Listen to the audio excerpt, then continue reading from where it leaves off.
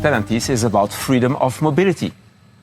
And the Midnight aircraft is about freedom of mobility. So we are absolutely committed to deliver to our fellow citizens as many tools as possible related to protecting their freedom of mobility. So for us, this is a fantastic partnership.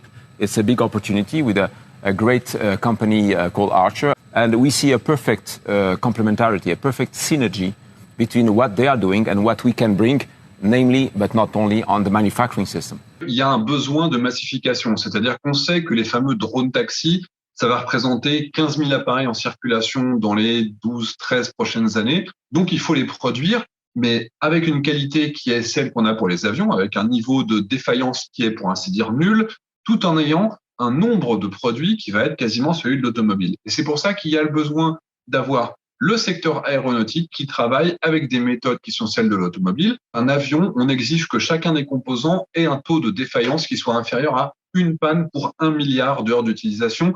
C'est au moins 1000 fois plus fiable que n'importe quel système terrestre, qu'on soit dans un train, dans une voiture, où que ce soit. Il faut que le secteur automobile, parce que quand il y a un problème dans une voiture, il suffit de freiner puis ça s'arrête là.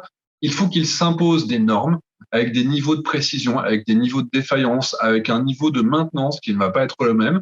Et ça, c'est ça qui est très compliqué, cette barrière de la massification tout en maintenant une qualité qui soit inégalée dans l'industrie et dans les transports. Eh bien, c'est ça le grand challenge. Et c'est pour ça que finalement, l'industrie automobile va devoir apprendre à faire mieux que ce qu'elle faisait pour les voitures. Le problème, c'est qu'on ne peut pas se permettre de faire les drones taxis pour le coût des avions ou des hélicoptères.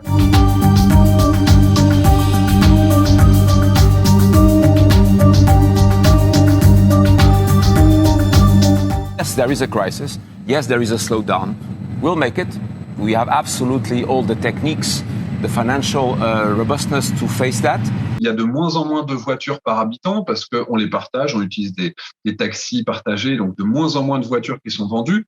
Et en même temps, il y a cette interdiction qui est déjà programmée des moteurs thermiques. Donc, ça veut dire qu'il y a beaucoup de monde qui vont devoir se reconvertir. Et donc là, c'est vraiment une opportunité. Cette transition entre l'automobile vers le eVTOL, vers le drone taxi, elle arrive juste au bon moment pour éviter de fermer des usines dans des endroits où il y a réellement un potentiel industriel. On pourrait toutes les transformer progressivement.